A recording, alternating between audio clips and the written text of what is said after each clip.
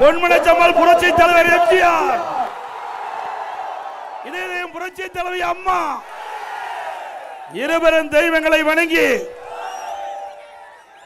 பெரம்பலூர் மாவட்டம், அரியலூர் மாவட்டம், இரண்டு மாவட்டத்தில் இருக்கின்ற சட்டமன்ற உறுப்பினர்கள் கழகத்தின் சார்பாக, கூட்டணியின் சார்பாக அறிவிக்கப்பட்டு உங்கள் முன் நிற்கின்றார்கள். இன்றைக்கு அவர்களுக்கு வாக்கு சேகரிப்புக்காக உங்களை நாடி வந்திருக்கின்றேன்.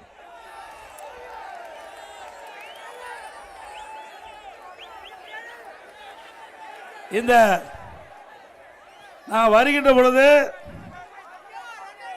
இந்த பிரதான சாலையில் மக்கள் வெள்ளத்தில் நீந்தி உங்களை வந்து சந்திச்சிருக்கிறேன்.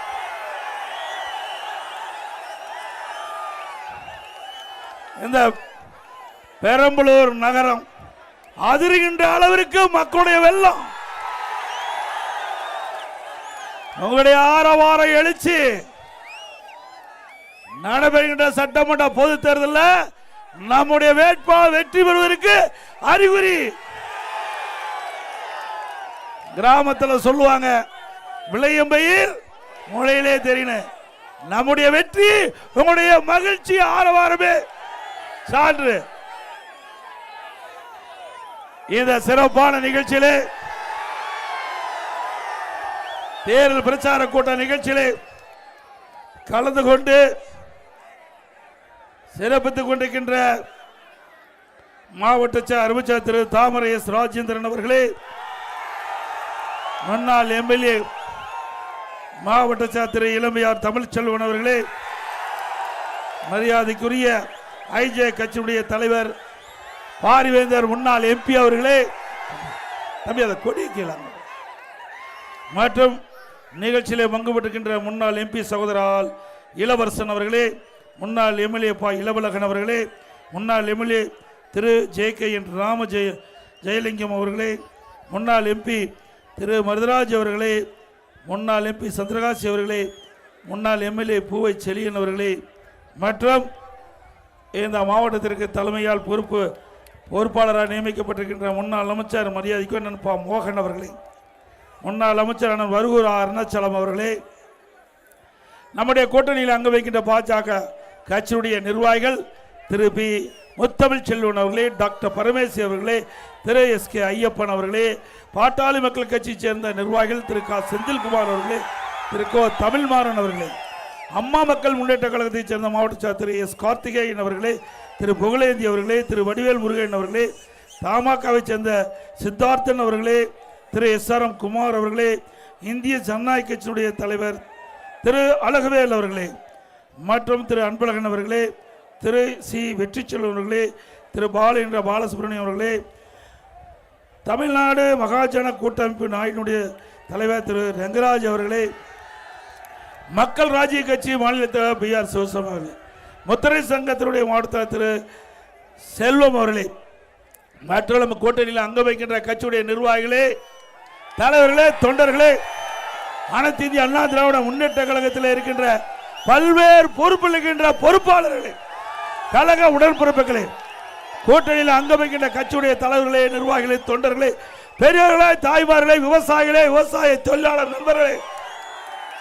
மகளிரை சேர்ந்த சகோதரர்களே, இளைஞர் பட்டாளங்களே, வாக்கா பெருமக்களே, பத்திரிகையாளர் ஊடக நண்பர்களே, அனைவருக்கும் என்னுடைய முதற்க நன்றி கலந்த வணக்கம்.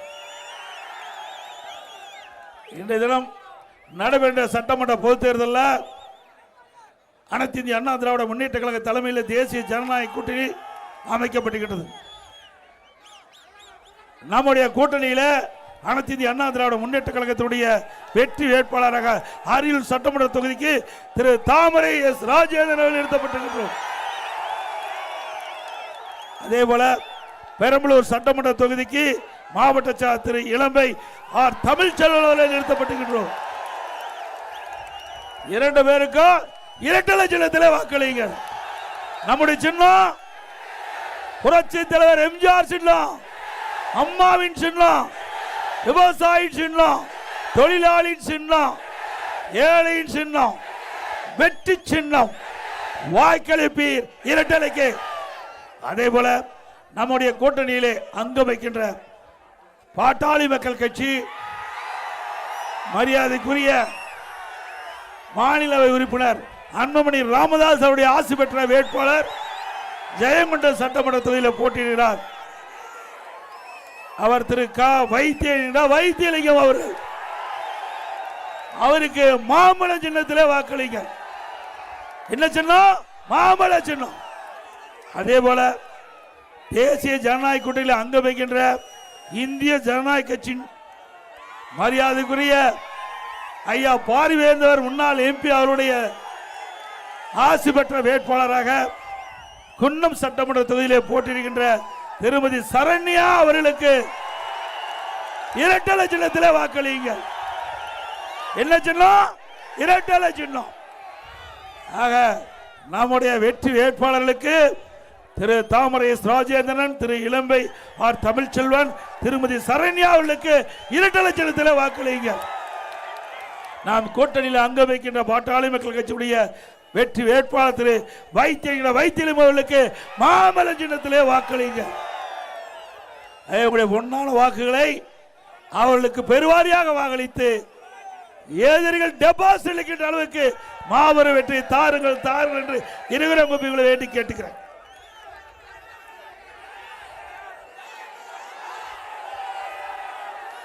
அதே போல இன்றைய தினம் திரு ஸ்டாலின் ஏதோ பேசுறார். என்ன பேசுறாரு? திரு நரேந்திர மோடி பத்தி பேசுவாரு, பாரதிய ஜனதா பத்தி பேசுவாரு, என்ன பத்தி பேசுவார். அவர் சொல்லுவதெல்லாம் எடப்பாடி பழனிசாமி பிஜேபிக்கு அடிமை, எடப்பாடிக்கு அதிமுக கட்சி அலுவலகம் டெல்லியில் இருக்குது, இப்படித்தான் பேசுவார். வேற ஒன்னும் பேசுறதுக்கு சரக்கு இல்ல. திரு ஸ்டாலின் அவர்களே, உங்களுக்கு தில்லு திராணி தெம்பு இருந்தா அதிமுக பத்தி பேசு, அதற்கு பதில் சொல்ல தயார். அதை விட்டுட்டு ஏதோ பேசி மக்களை குழப்பி அரசியல் ஆதாயம் தேட முயற்சித்தீங்களா? உங்களுக்கு 100% தோல்வி. இன்றைக்கு திரு மோடி பத்தி பேசினார். அவர் ஏதோ பேசினார் திரு ஸ்டாலின். அவர் அப்பா அவர் என்ன பேசியிருக்காரு? மோடி நல்லவர். யாரு?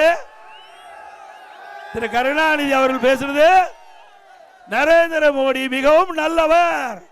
யார் பேசுறது? முத்துவேல் கருணாநிதி அவர்கள் பேசியது. முத்துவேல் கருணாநிதி மகன் யாரு? எப்ப பார்த்தாலும் எங்க அப்பா வழியில் நடக்கிறேங்கிறாரு. அப்படி அப்பா வழியில் நடக்கிறேன்னா திரு நரேந்திர மோடி நல்லவன் சொன்னாரு. அப்படின்னா அதன் வழியில் தான் நடக்கணும். ஆக இன்னொருத்தர் இப்பதான் வந்திருக்குது. நேற்று பெய்த மழையில அந்த காளான் குதிக்குது. அவர் என்னை பத்தி விமர்சனம் செய்யறார். ஒரு காலகட்டத்தில் கூட்டணி அமைக்கிறோம், சில நேரத்தில் கூட்டணி அமைக்காத போறோம். அப்போ ஒரு சிலவர் ஒரு கருத்தை சொல்லிக்கிட்ட பொழுது அதை பிரதானமாக எடுத்துக்கிட்டு உதயநிதி அவர்கள் பேசுறார். அவரு பால்டாயில் கொடுத்தவங்களாம் பஞ்சு பேசுறாங்க, பால்டாயில் கொடுத்தவங்களா பஞ்சு டைலாக் பேசுறாங்க. அவருக்கு வந்த வாழ்வு பாருங்க, அப்பவே எம்லாவத்துக்கு போயிருப்பாங்க. அவர் நம்ம பேசுறாரு. அவர் என்ன சொல்றாரு? அவர் அப்பா திரு கருணாநிதி அவர்கள் காங்கிரஸோட கூட்டணி வைக்கும் போது சொல்றாரு, கூடா நட்பு கேடாய் முடிந்தது என்று காங்கிரஸ் உறவை முறித்துக் கொண்டார். கூடா நட்பு கேடாய் முடிந்தது நாம சொல்லல, திரு கருணாநிதி அவர்கள் காங்கிரஸை பற்றி சொல்றார். அந்த காங்கிரஸோட தானே இப்ப கூட்டணி வச்சிருக்கிறீங்க. உங்க தாத்தா திரு கருணாநிதி அவர்கள் என்ன சொன்னாரோ அதுக்கு மாறாகத்தானே காங்கிரஸ் போய் கூட்டணி வச்சிருக்கிறீங்க. கூடா நட்பு கேடா முடிஞ்சதுன்னு காங்கிரஸ் கூட்டணி சொன்னார்ல. 2014 திரு ஸ்டாலின் சொல்றாரு, யாருடன் கூட்டணி என்பதை விட யாருடன் கூட்டணி இல்லை என்பதே முக்கியம். யாருடன் கூட்டணி என்பதை விட யாருடன் கூட்டணி இல்லை என்பதே முக்கியம். இனி ஒருபோதும் காங்கிரஸ் கூட்டணி இல்ல திரு ஸ்டாலின் சொன்னார். அப்புறம் எதுக்கு போய் கூட்டணி வச்சிருக்கீங்க? உங்களுக்கு வந்தா ரத்தம், எங்களுக்கு வந்தா தக்காளி சட்னியா? பிறகு மதுரையில் மரியாதைக்குரிய மறைந்த பாரத பிரதமர் இந்திரா காந்தி அம்மை அவர்கள் காரில் போயிட்டு இருக்கும்போது கடுமையா தாக்குறாங்க. அப்ப ரத்தம் தலையில அடிச்சு ரத்தம் ஒழுகுது. அப்ப இதே கருணாநிதி அவர்கள் அவரை பத்தி கொச்சைப்படுத்தி பேசினார். அவருக்கு மாதவிடாய் வந்து ரத்தம் வந்ததா கொச்சைப்படுத்தி பேசிய காங்கிரஸ் நண்பர்கள் இவரோட கூட்டு வைக்கலாமா? அப்புறம் வைகோ பேசினார். தமிழின துரோகி யாரை பத்தி? திரு கருணாநிதி பத்தி.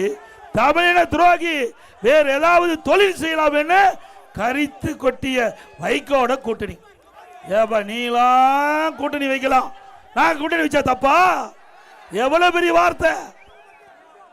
அப்புறம் கருணாநிதி கருணாகம் என பேசியவர் திமுகவோட இருக்கிறார். இதுக்கு பிறகு மறுமலர்ச்சி திராவிட முன்னேற்ற கழகம் இப்ப புதுசா போய் சேர்ந்திருக்குது. தேசிய முற்போக்கு திராவிட கழகம், மக்கள் நீதி மையம். என்னென்னலாம் திமுக பத்தி விமர்சனம் செஞ்சாங்க, அவரெல்லாம் திமுக கூட்டணி இருக்கிறாங்க. அப்ப இந்த உதயநிதிக்கு தெரியாது, இந்த ஸ்டாலினுக்கு தெரியாது. நாம போய் கூட்டணி வச்சா ஏதோ அநாகரிகமா அவதூறா பேசுது, ஸ்டாலின் நிறுத்திக் கொள்ள வேண்டும். இல்லைன்னா இன்னும் நிறைய இருக்குது திரு ஸ்டாலின் பேசுவதற்கு. நான் வடக்கம் தேவை. நான் கிராமத்தில் பிறந்து வளர்ந்தவன், எப்படி பேசுறது கிராமத்துக்காரருக்கு தெரியும். உன்னை போல சொகுசான வாழ்க்கை வாழ்ந்தவன் அல்ல. இந்த கை மம்முட்டி பிடிச்ச கை, ஏர் பிடித்த கை. எதற்கும் பயப்பட மாட்டோம். ஆக நாவடக்கம் தேவை. இனி அவதூறான பிரச்சாரத்தை மேற்கொண்டால் எங்க தொண்டனே அதற்கு உங்களுக்கு தகுந்த பதிலடி கொடுப்போம். அப்புறம் திரு ஸ்டாலின் அவர்கள் எதிர்கட்சியில் வரிசை இருக்கின்ற போது திரு செந்தில் பாலாஜி அண்ணா திமுக இருந்தார். அவரை பத்தியும் ஒரு பெண்மணி பத்தி இணைச்சு பேசினார். இன்றைக்கு நல்ல வரான் வல்ல வரான். யாரு? 10 ரூபாய் நபர். யாரு? கேவலமா இல்ல, அந்த கட்சியில ஆளே இல்ல, திமுகவில் ஆளே இல்ல. இங்க அண்ணா திமுக இருந்து போனவங்க தான் 8 பேர் திமுக மந்திரியா இருந்தாங்க. வெக்கமில்லாத கட்சி எடுத்துற திரு ஸ்டாலின் அவர்களே, எங்களை பற்றி பேசுவதற்கு தகுதி இல்லை. இப்போ 19 பேர் அண்ணா திமுக இருந்து போனவங்க எம்எல்ஏ போட்டிடுறாங்க, திமுக சின்னத்தில் போட்டிடுறாங்க. சிந்திச்சு பாருங்க. இன்னைக்கு திமுகவில் போட்டிடுவதற்கு கூட ஆளு கிடையாது. அண்ணா திமுகவில் போட்டிடுவதற்கு நான் நீ என்று போட்டு வந்து போட்டிடுகிற கட்சி அண்ணா திமுக கட்சி. இங்கே ஜனநாயகம் உள்ள கட்சி, அங்கே சர்வாதிகார கட்சி. ஒரு குடும்பத்துக்கு தான் அந்த கட்சி இருக்குது. 8 கோடி மக்களை சுரண்டி ஒரு குடும்பம் வாழ வேண்டுமா? அதுக்கு முடிவு கட்டுவீங்களா இந்த தேர்தலில்? சிந்திச்சு பாரு. இன்றைக்கு திமுகவில் திரு கருணாநிதி குடும்பத்தை தவிர வேற எவராலும் அந்த கட்சிக்கு தலைவராக முடியுமா? இல்ல ஆட்சி அதிகாரத்துக்கு வர முடியுமா? குடும்பத்தை சேர்ந்தவர்கள் தான் இந்த தமிழ்நாட்டை ஆட்டி படுத்திக் கொண்டிருக்கிறார்கள். அவர்களுக்கு தகுந்த பதிலடி கொடுப்பீங்களா? இந்த தேர்தலோடு திமுக என்ற கட்சிக்கு இறுதி தேர்தலை நீங்கள் கொடுப்பீங்களா? ஏங்க, அந்த குடும்பத்தில் இருந்தா ஆட்சி அதிகாரத்துக்கு வரணுமா? இங்க இருக்கிறவங்க யாராச்சும் வந்தா ஏத்துக்க மாட்டாங்களா தமிழ்நாட்டு மக்கள்? திரு ஸ்டாலின் அவர்களே, இனி குடும்ப ஆட்சி கிடையாது. இன்றைக்கு இந்த தமிழ்நாட்டு மண்ணில் பிறந்த ஒருவர் தான் இந்த தமிழகத்தை ஆள முடியும். இன்றைக்கு ஸ்டாலின் சொல்றாரு, எடப்பாடி பழனிசாமி திண்ணையில படுத்திருந்து முதலமைச்சர் ஆயிட்டாருன்னு. திரு ஸ்டாலின் அவர்களே, நீங்க மட்டும் திரு கருணாநிதி குடும்பத்தில் பிறகுனா கவுன்சிலர் கூட ஆக முடியாது. ஆக முடியுமா? ஒரு கிராமத்தில் பிறந்து ஒரு கிளைச்சலாளர் இருந்து ஒன்றிய பொறுப்பு, மாவட்ட பொறுப்பு, மாநில பொறுப்பு, எம்எல்ஏ, எம்பி, அமைச்சர், பிறகு முதலமைச்சர், பிறகு உங்களால் பொதுச் செயலாளர் கட்சிக்கு நான் உழைத்து வந்தேன். உங்க அப்பாவுடைய அடையாளத்தில் வரல. ஸ்டாலின் அவர்களே, உங்க அப்பாவுடைய அடையாளத்தை தான் நீங்க பெற்றுக்கிறீங்க. எப்பொழுது பார்த்தாலும் ஸ்டாலின் பேசுவார். நான் யார் தெரியுமா? முத்துவேல் கருணாநிதியுடைய மகன் திரு ஸ்டாலின். அப்படி சொல்லத்தான் ஸ்டாலினே தெரியுது. ஐயா அப்பா பேரை சொன்னாதான் ஸ்டாலின் யாருன்னு தெரியுது. திரு ஸ்டாலின் நாங்க அப்படி அல்ல. எடப்பாடி பழனிசாமி தமிழ்நாடு முழுவதும் தெரியுது. இங்கே அண்ணா திமுக உழைப்பு இருக்கு. உழைப்பவர்களுக்கு இடம் உண்டு. தலைமைக்கு விசுவாசங்களுக்கு இடம் உண்டு. மக்களுக்கு உழைக்கின்றவர்களுக்கு இடம் உண்டு. இது ஜனநாயகம் உள்ள ஒரு கட்சி அண்ணா திமுக கட்சி. ஆகவேதான் நீங்க எத்தனை முறை இங்க கட்சியை உடைக்க பார்த்தாலும் உடைக்க முடியல. உடைக்க முடிஞ்சுதா?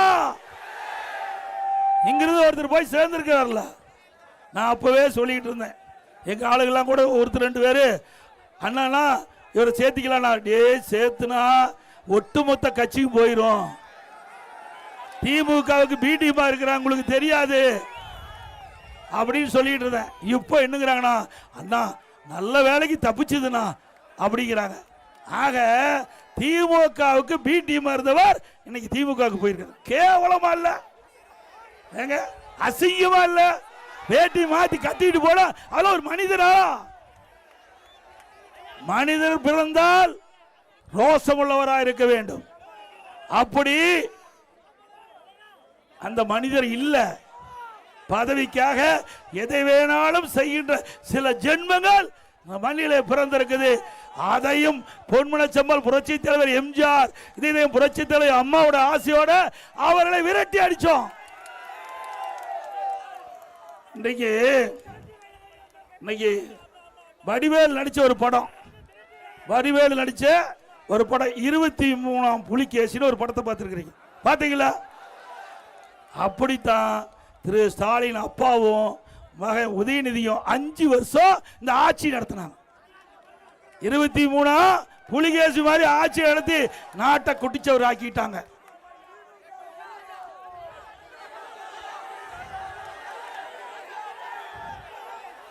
அப்புறம் இன்னொரு இந்த மண்ணில் ஒருத்தர் பிறந்தாரு, ராசா.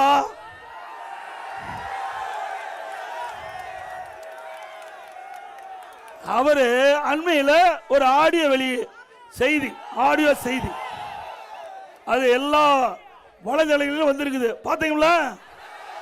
தமிழ்நாடு மட்டுமல்ல, இந்திய அளவில் பரபரப்பா பேசுகின்ற ஒரு பேசும் பொருள் ஆயிடுது. இதை தாங்க நான் கிருஷ்ணகிரியில் பேசினேன். அந்த வந்த செய்தியை கிருஷ்ணகிரியில் பேசினேன். இது மாதிரி ராசா அவர்கள் இந்த கருணாநிதி குடும்பத்தை பற்றி கிளின்னு கிழிச்சு வெளியிட்டிருக்காரு அப்படின்னு சொன்னதையும் முதலமைச்சருக்கு பொத்துக்கிட்டு வருது கோபம். திரு ஸ்டாலின் அவர்களே, உங்களுக்கு தில்லு திராணி தெம்பு இருந்தா ராசாவை கண்டீங்க. எங்க போய் கோபப்பட்டு என்ன பிரயோஜனம்? திரு ராசா திமுக கட்சியினுடைய துணை பொதுச் செயலாளர், முன்னாள் அமைச்சர், இப்ப நாடாளுமன்ற உறுப்பினர். ஏன் அவர் ஒரு செய்தியை ஆடியோ மூலமாக வெளியிட்டதாக பரவலான செய்தி, அந்த செய்தி பரவலான செய்தியை தான் நான் கிருஷ்ணகிரி பொதுக்கூட்டத்தில் பேசுறேன். இதுல என்ன தவறு இருக்குது? தவறு இருக்குதா? நீங்க கண்டிக்க வேண்டியது உங்களுடைய கட்சி துணை பொதுச்செயலாளர் திரு ராசா அவர்களை. ஆனா ராசா தெளிவா சொல்லிட்டார். ஏன்னா கண்டிச்சா இன்னும் பல ஆடியோ இருப்பதாக அவர் மிரட்டிட்டார். அதனால ஸ்டாலினால ஒன்னும் பண்ண முடியல, நடுங்கி கிடக்கிறாரு. நான் அடுத்த ஆடியோ எட்ல வரப்போதே தெரியல.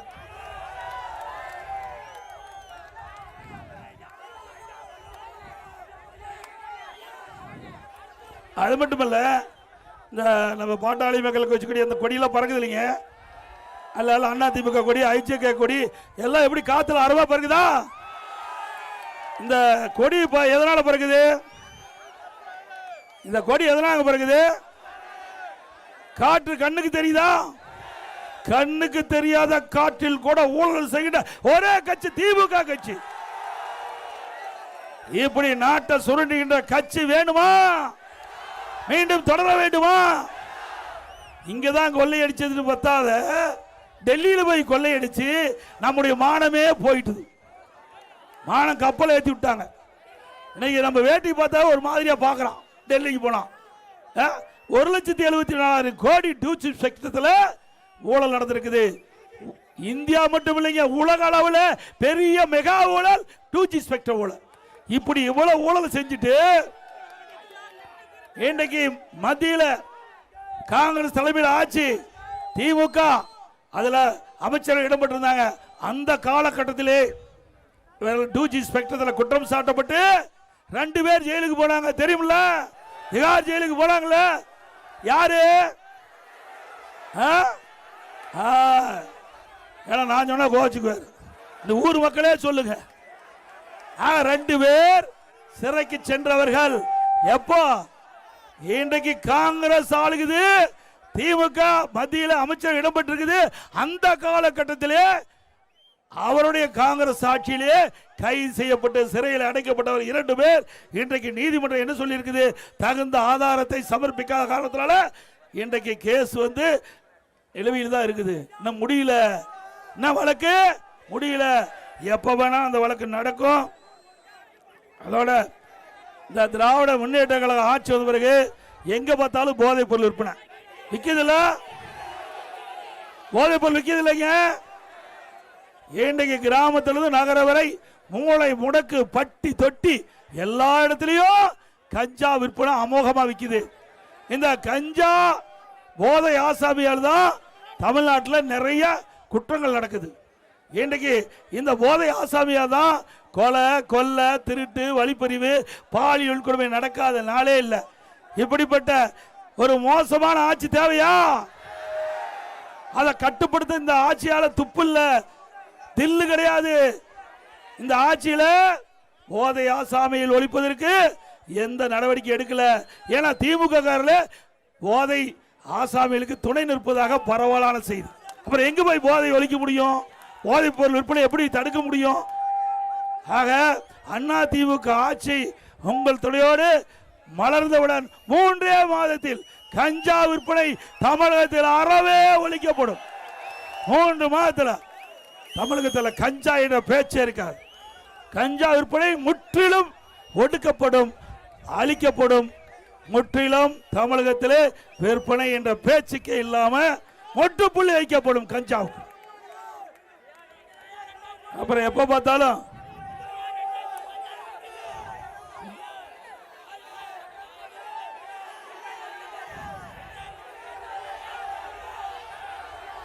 பார்த்தாலும் ஸ்டாலின் சொல்றாரு இந்தியாவுக்கே முதல் மாநிலம் தமிழ்நாடு. இந்தியாவுக்கு எதுல முதல் மாநிலம்? ஊழல் செய்வதிலே முதல் மாநிலம், கடன் வாங்குவதிலே முதல் மாநிலம். இந்தியாவிலே பல மாநிலம் இருக்குது. அதிகமா கடன் வாங்குவதிலே நம்பர் 1 மாநிலம் தமிழ்நாடு. நம்மளையெல்லாம் கடன்காரனாக்குன்னு தான் மிச்சம். திமுக ஆட்சிக்கு நம்ம எல்லாம் கடன்காரனாக்கிட்டு 5 லட்சம் கோடி கடனுங்க. நல்லா சிந்திச்சுங்க. ஏதோ வந்தோம். இந்த கூட்டத்தில் நான் பேசுறத கேட்டா நீங்க போயிடாதீங்க. போய் வீட்டில் சிந்திக்கணும். ஒவ்வொருத்தரும் மேலையும் லட்சக்கணக்கான ரூபாய் கடனாக்கிட்டார். நம்மள எல்லாம் கடன்கார பயிலாக்கிட்டார். வீணா போச்சு. 5 வருஷம் நாசம் பண்ணிட்டாரு, குட்டிச்சவர் பண்ணிட்டாரு. தமிழ்நாட்டை கடன் அதிகமாக வாங்கி இன்றைக்கு தமிழகம் திவாலாகிற நிலைக்கு கொண்டு வந்த அரசாங்கம் மீண்டும் வேண்டுமா? யாரையா கட்டுறது? எவ்வளவு கஷ்டம். மக்களுடைய வரி பணம் எங்க போச்சு? எது கடன் வாங்குறீங்க? என்ன திட்டத்தை கொண்டாந்தீங்க? நாங்க அண்ணா திமுக ஆச்சுன்னா பக்கத்துல அரியலூர் மாவட்டத்தில் பிரமாணமா அரசு மருத்துவக் கல்லூரி மருத்துவமனை கொண்டாந்தோம். நீ அப்படி ஒரு பெரிய திட்டத்தையாவது கொண்டாந்துருக்கிறியா? ஒரு அரசு மருத்துவக் கல்லூரி மருத்துவமனை கொண்டாந்தியா? ஒரு சட்டக்கல்லூரி கொண்டாந்து? ஒண்ணுமே கொண்டாடல. எவ்வளவு கஷ்டம். மக்கள் எப்படி இதெல்லாம் சமாளிப்பாங்க? இன்றைக்கு ஆட்சி யார்கிட்ட கிடைக்க கூடாதோ அவட்டு போய் கிடைச்சிட்டு. அதனால இன்னைக்கு இவ்வளவு பெரிய துன்பத்தை நம்ம அனுபவிச்சுட்டு இருக்கிறோம். ஒரு பக்கம் விலைவாசி உயர்வு. சிந்திச்சு பாருங்க. என்ன விலை? அரிசி விலை உயர்ந்து போச்சு. 30 ரூபா ஒரு கிலோவுக்கு. 30 ரூபா அரிசி விலை உயர்ந்து போச்சு. இதெல்லாம் மளிகை கடையில் வாங்கிட்டு வந்தது.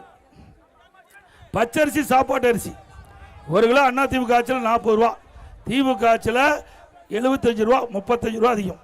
பொன்னி புழுங்கல் அரிசி 1 கிலோ அண்ணா திமுக ஆட்சியில் 45 ரூபா, திமுக ஆட்சியில் 75. இட்லி புழுங்கல் அரிசி 1 கிலோ 30 ரூபா அண்ணா திமுக ஆட்சியில். இன்னைக்கு 1 கிலோ திமுக ஆட்சியில் 55. கடலெண்ணெய் 1 லிட்டர் 130 ரூபா அண்ணா திமுக ஆட்சியில் இன்றைக்கு 200 ரூபாய்க்கு விற்கிது.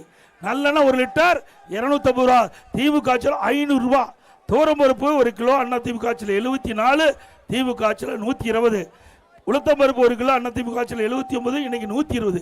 இப்படி இவ்வளவு விலை உயர்ந்தா இது பெரம்பலூர் மாவட்டம், அரியலூர் மாவட்டம் ஏழைகள் நிறைந்த மாவட்டம். அன்றாடு உழைத்தால்தான் அவங்க வீட்டில் அடுப்பெரியும். அப்படின்ட்டு அடித்தட்டு மக்களுடைய கஷ்டத்தை இந்த அரசாங்கம் புரிஞ்சுதா? தடுப்பதற்கு ஏதாவது நடவடிக்கை எடுத்தீங்களா? உணவுப் பொருள் விலை இன்னும் முட்டுகின்ற அளவுக்கு உயர்கின்ற பொழுது ஏழைகள் பாதிக்கப்படுவார்கள் என்று இந்த அரசாங்கத்துக்கு தெரியாதா? இதை பற்றியெல்லாம் கவலை இல்லை, இதையெல்லாம் கவலைப்பட மாட்டாங்க. இதே அண்ணா திமுக அரசு இருக்கின்ற பொழுது, நான் முதலமைச்சர் இருந்த பொழுது உணவுப் பொருள் விலை ஏறுகின்ற பொழுது அதை கட்டுப்படுத்துவதற்கு கட்டுப்பாட்டு நிதியம் என்று 100 கோடி ஒதுக்கி எந்த உணவுப் பொருள் விலை ஏறுகிறதோ அந்த உணவுப் பொருள் எந்த மாநிலத்தில் குறைந்த விலை கிடைக்கிறதோ அங்கே போய் கூட்டுறவுத்துறை மூலமாக கொள்முதல் செஞ்சு தமிழ்நாட்டுக்கு கொண்டு வந்து கூட்டுறவு மூலமாக விற்பனை செஞ்சு அந்த விலை உயரை தடுத்தோம். இது அண்ணா திமுக சாதனை. ஏன்னா நான் உங்களோட வாழ்ந்தவன், கிராமத்திலிருந்து வாழ்ந்தவன், இன்றைக்கு விவசாயி தொழிலோடு வாழ்ந்தவன். என்ன கஷ்ட நஷ்டம் துன்பம் துயரம் என்பது அனுபவமாக அனுபவித்தேன். ஆக ஏழைகள் படுகின்ற கஷ்டம் ஒருவருக்கு தெரிஞ்சாதான் அதை நிவர்த்தி செய்யப்படும். எனக்கு தெரிந்தது, எங்களுடைய ஆட்சியில சரி செஞ்சோம்.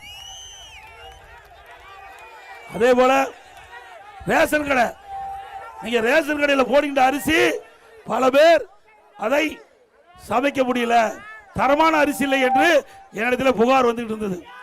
இனி அதிமுக ஆட்சி அமைந்த உடனே ரேஷன் கடையில் போடுகின்ற அரிசி நீங்க போய் மளிகை கடையில் வாங்குறீங்க பாரு, அதே போல தரமான அரிசி வழங்கப்படும். அது எவ்வளவு செலவானாலும் பரவாயில்ல, அதை பத்தி கவலையே இல்லை. ஏழைகளுக்கு அற்புதமான தரமான நல்ல அரிசி ரேஷன் கடையில் விலை இல்லாம வழங்கப்படும். ஏன்னா ஆந்திராவில் கொடுத்துட்டு இருக்காங்க. நாங்க அரிசி ஆலை அதிபர்களை அழைத்து இப்படி நம்முடைய அரிசி இப்படி இருக்குது, இன்னைக்கு ஆந்திராவில் இப்படிப்பட்ட அருமையான அரிசி இருக்குது, என்ன செய்யலாம்னு சொன்ன அது நவீன அரிசி ஆலையில் இதை முறையாக பயன்படுத்தி அற்புதமான அரிசியை நம்முடைய மக்களுக்கு வழங்கலாம் என்று என்னிடத்தில் தெரிவித்தார்கள். அதன்படி தான் நான் உங்களுக்கு சொல்றேன், அதிமுக ஆட்சி உங்கள் துணையோடு மலர்கின்ற பொழுது நம்முடைய ஏழை மக்களுக்கு தரமான அரிசி ரேஷன் கடையிலே வழங்கப்படும். அதோட இப்ப அரிசி தான் விலையில்லாம கொடுக்கிறோம். நீ அதிமுக ஆட்சிக்கு உடனே பருப்பு விலையில்லாம கொடுக்கப்படும், சமையல் எண்ணெய் விலையில்லாம கொடுக்கப்படும். அதே போல இன்றைய தண்ணி விடு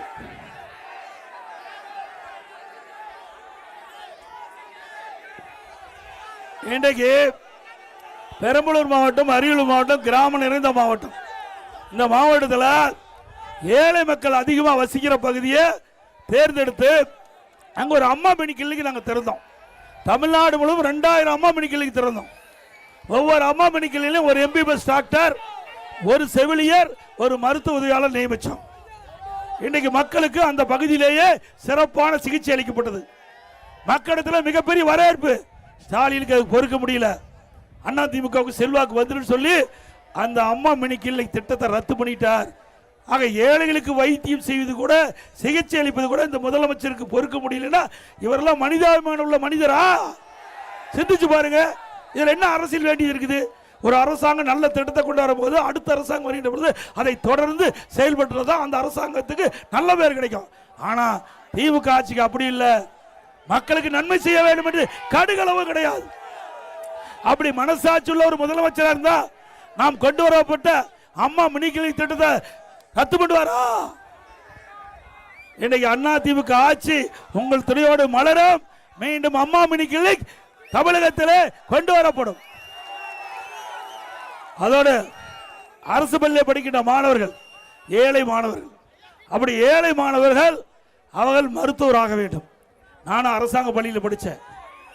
ஆக அரசு பள்ளியில் படிக்கின்ற மாணவர்கள் விவசாயி தொழிலாளி, ஏழை தொழிலாளி, நடுத்தர குடும்பத்தை சேர்ந்தவர்கள் தான் அரசாங்க பள்ளியில் படிக்கிறாங்க. அப்படிப்பட்ட மாணவர்கள் மருத்துவராக வேண்டும், பல் மருத்துவராக வேண்டும். அந்த அடிப்படையில் அதிமுக ஆட்சியில் 7.5% உள்ளிடஒதுக்கீடை கொண்டு வந்து சட்டமிற்றப்பட்டு அமுல்படுத்தப்பட்டு இன்றைய தினம் இந்த இடஒதுக்கீட்டில் 3000 பேர் மருத்துவக் கல்வி கிடைக்குது. 3000 பேர் அரசு பள்ளி படித்த ஏழை மாணவர்கள் இன்னைக்கு மருத்துவக் கல்வி கிடைச்சிருக்குது. இது அதிமுக சாதனை. அது மட்டும் இல்ல, இந்த இடஒதுக்கீட்டில் கிடைத்த மாணவர்கள் அத்தனை பேர் ஏழைகள். அவளுக்கு மருத்துவக் கல்வி கட்டணம் செலுத்த முடியல. என்னுடைய கவனத்துக்கு வந்த உடனே இந்த இடஒதுக்கீட்டில் இடம் கிடைத்த மாணவ மாணவிக்கு இனிமேல் மருத்துவ கல்வி கட்டணம் செலுத்த தேவையில்லை, அரசாங்கமே செலுத்தும். ₹1 செலவு இல்லாம அரசு பள்ளியை படிக்கிற மாணவ செல்வங்கள் மருத்துவ கல்வி கிடைக்க செய்த அரசாங்கம் அதிமுக அரசாங்கம். இப்படி ஒரு திட்டத்தையா கொண்டாட முடியுதா? கொரோனா காலம் 11 மாசம் ரேஷன் கடையில் விலையில்லா அரிசி, விலையில்லா பருப்பு, விலையில்லா எண்ணெய், குடும்ப அட்டைக்கு 1000 ரூபாய் முதற்கட்ட கொடுத்தோம். பொங்கல் வந்து தைப்பொங்கல் எல்லா குடும்ப அட்டைக்கு 2500 ரூபாய் கொடுத்தோம். 2500 ரூபாய் கொடுத்தோம். அரசாங்கத்துக்கு வருவாய் கிடையாதுங்க. ஒரு வருஷம் ஜிஎஸ்டி கிடையாது, கலால் வரி கிடையாது, டாஸ்மாக் வரி கிடையாது, பத்திரப்பதிவு வருமானம் கிடையாது, ரோட் டாக்ஸ் கிடையாது. இப்படி ₹1 வருமானம் இல்லாத போதே சிறப்பான ஆட்சி கொடுத்த அரசாங்கம் அதிமுக அரசாங்கம். அது மட்டுமல்ல, நான் முதலமைச்சர் போது கடுமையான வறட்சி, அப்படி வறட்சியால் பாதிக்கப்பட்ட விவசாயிகளுக்கு இந்தியாவிலே வறட்சி நிவாரணம் விவசாயிகளுக்கு கொடுத்த அரசாங்கம் அதிமுக அரசாங்கம். 2248 கோடி விவசாயிகளுக்கு கொடுத்தான். இன்றைக்கு புயலால் பாதிக்கப்பட்ட டெல்டா மாவட்டத்தில் இருக்கின்ற விவசாயிகள் அவர்களுக்கு நிவாரணம் கொடுத்தது அதிமுக. இப்படி முதல்ல வறட்சி, இரண்டாவது புயல் வெள்ளம், மூணாவது கொரோனா, இப்படிப்பட்ட காலத்தில் கூட சிறப்பான ஆட்சி கொடுத்த அதிமுக ஆட்சி. திமுக ஆட்சியில் புயல் வந்ததா, வெள்ளம் வந்ததா, கொரோனா வந்ததா, வறட்சி வந்ததா? ஒண்ணுமே இல்லை. கடன் 5 லட்சம் ஆயிடுது. கடன் 5 லட்சம் ரூபாய் இருக்குது. பெரிய திட்டங்கள் எதுவும் இல்லை. ஒரு பக்கம் அதிமுக ஆட்சி இருந்ததை விட திமுக ஆட்சியில் 1,36,000 கோடி கூடுதலா இப்ப வருமானம் வந்துகிட்டு இருக்குது. ஒரு பக்கம் கூடுதலா வருமானம் அதிமுக ஆட்சி விட திமுக ஆட்சியில். ஒரு பக்கம் கடன் 5 லட்சம் அதிகமாகி விட்டது. 5 லட்சம் கோடி கடன் அதிகமாகிட்டது. அது மட்டுமல்ல, 73 ஆண்டு காலம் தமிழகத்திலே பல கட்சி ஆட்சி செஞ்சிருக்கு. 73 ஆண்டு காலத்தில் 2021 வரை தமிழ்நாட்டில் கடன் 4,85,000. 5 வருஷத்துல 5 லட்சம் கோடி கடன் வாங்கியிருக்கு. இப்படிப்பட்ட ஆட்சி தொடர வேண்டுமா? அது மட்டுமல்ல, இப்ப இந்த ஆட்சி வந்தவருக்கு மின் கட்டணம் 67% உயர்ந்தாச்சு. நகராட்சியில் கடைக்கு 150% வரி, வருஷம் 6% உயர்த்தப்படும். வீட்டுக்கு 100% வரி உயர்வு, வருஷம் 6% உயர்வு. குடிநீருக்கு வரி உயர்வு, குப்பைக்கு வரி. இப்படி மக்கள் மீது வரி சுமத்த காரணத்தால மக்கள் கடும் சோதனையில் தத்தளிக்கக்கூடிய நிலை இந்த ஆட்சியிலே பார்க்கப்படுகிறது என்பதை நேரத்தில் சுட்டிக்காட்டி, அதிமுக ஆட்சி பண்ண பல திட்டங்கள் நிறைவேற்றப்படும். இன்னைக்கு வரி சுமை, விலைவாசி, இதையெல்லாம் கருத்திலே கொண்டு அதிமுக ஆட்சி உங்களால் அமைந்தவுடனே முதல் கட்டமா எல்லா குடும்ப அட்டைதாரருக்கும் அவர் வங்கியில் 10,000 ரூபாய் சிறப்பு ஊக்கத்தொகை வழங்கப்படும். 10,000 ரூபாய் வழங்கப்படும். ஸ்டாலினும் தேர்தல் அறிக்கை வெளியிட்டிருக்கார். அந்த தேர்தல் அறிக்கையில் நீங்க பார்த்தீங்கன்னா அந்த தேர்தல் அறிக்கையில் 8,000 ரூபாய் கூப்பன் கொடுக்குறாரு. அதில் தானே கொள்ளையடிக்க முடியும், அதில் ஊழல் பண்ண முடியும், அதில் குடும்பத்துக்கு வருமானம் வரும். நாம் அப்படி இல்லை, மக்களுக்கு நேரடியாக அரசு அறிவிக்கின்ற திட்டம் போய் சேர வேண்டும். அந்த அடிப்படையில் வங்கி கணக்கில் 10,000 ரூபாய் செலுத்தப்படும் அறிவிப்பு நம்முடைய அறிவிப்பு. எல்லா குடும்பத்தையும் விலையில்லா ஃப்ரிட்ஜ் வழங்கப்படும். விலையில்லா ஃப்ரிட்ஜ் எல்லா குடும்ப தலைவிக்கும் மாதந்தோறும் 2,000 ரூபாய் வங்கி கணக்கில் செலுத்தப்படும். 5 லட்சம் பெண்களுக்கு 25,000 மானியத்தில் அம்மா இருசக்கர வாகனம் வழங்கப்படும். அதே போல ஒவ்வொரு தை பொங்கல் என்றும் பொங்கல் தொகுப்போடு 1000 ரூபாய் பொங்கல் பரிசு வழங்கப்படும். ஒவ்வொரு குடும்பத்திற்கு ஆண்டுக்கு 3 கேஸ் சிலிண்டர் மானியமாக வழங்கப்படும். இப்ப நகர பேருந்தில் மகளிர் தான் கட்டணம் இல்லாமல் பயணம் செய்யறாங்க. இனி ஆண்களும் நகர பேருந்தில் கட்டணம் இல்லாமல் பயணம் செய்யலாம். அதே போல தீபாவளி பண்டிகை என்று நம்முடைய தாய்மகள் மகிழ்ச்சியோட பண்டிகை கொண்டாடுவதற்கு அனைத்து தாய்மார்களுக்கும் பட்டுச்சேலை வழங்கப்படும். இன்றைய தினம்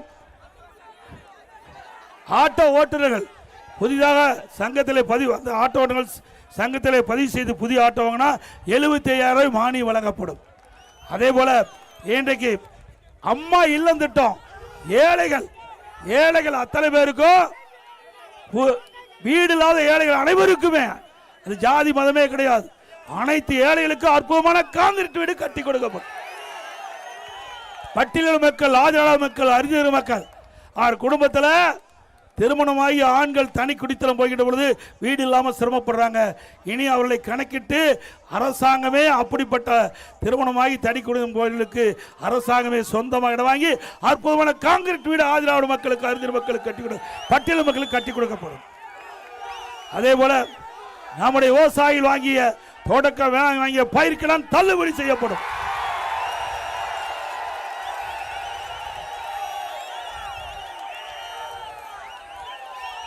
இப்படி பல திட்டங்கள் 297 அறிவிப்புகள் நாங்கள் வெளியிட்டுக்கிறோம். விவசாயிகள் குடிமராமத்து திட்டம் கொண்டாந்தோம், அற்புதமான திட்டம். அந்த திட்டத்தை தொடரப்படும். அதிமுக ஆட்சி வந்தோடனே குடிமராமத்து திட்டம் தொடங்கப்படும்.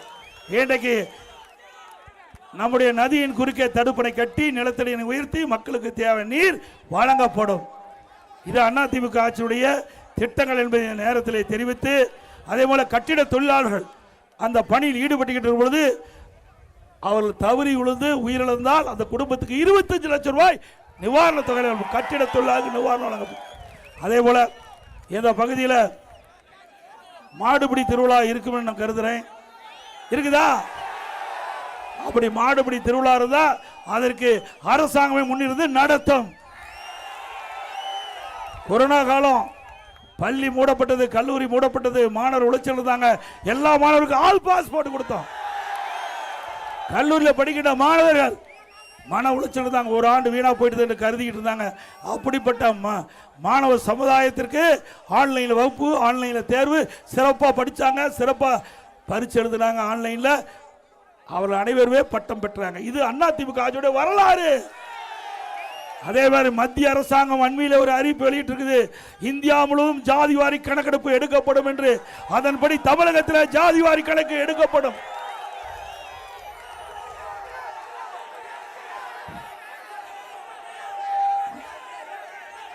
இப்படி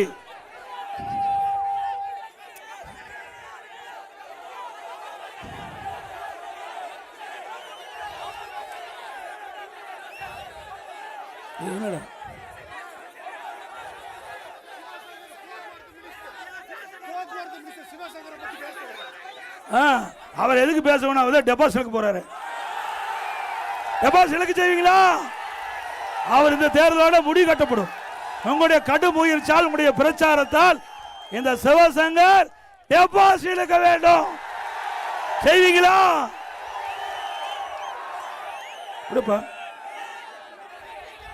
இங்கே அரியலூர் மாவட்டம், பெரம்பலூர் மாவட்டம் நம்முடைய 4 சட்டமன்ற உறுப்பினர் தேர்தல் பிரச்சார கூட்ட நிகழ்ச்சி சிறப்பாக நடத்திய 2 மாவட்ட கழக செயலாளருக்கும் அவரோடு இணைந்து பணியாற்றிய கூட்டணி கட்சி தலைவர் நிர்வாகிகளுக்கும், நம்முடைய கழகத்தில் இருக்கின்ற ஒன்றிச்சால், நகரச்சால், பேரூர்ச்சால் கழகத்திலே பல்வேறு பொறுப்பு நிர்வாகிகள், கூட்டணியிலே பொறுப்பு வைக்கின்ற நிர்வாகிகள், வருகிறது சிறப்பித்த அத்தனை நல்ல உள்ளங்களுக்கும் நன்றி நன்றி நன்றி. மக்களை காப்போம், தமிழகத்தை மீட்போம்.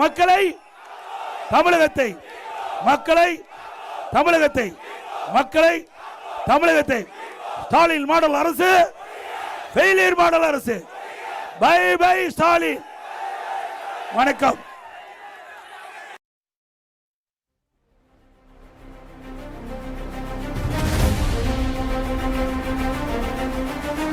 ஏழைகள் சிரிக்கணும்னா ரெட்டையல ஆடணும், தமிழ்நாடு ஜெயிக்கணும்னா எடப்பாடி யாராடணும்.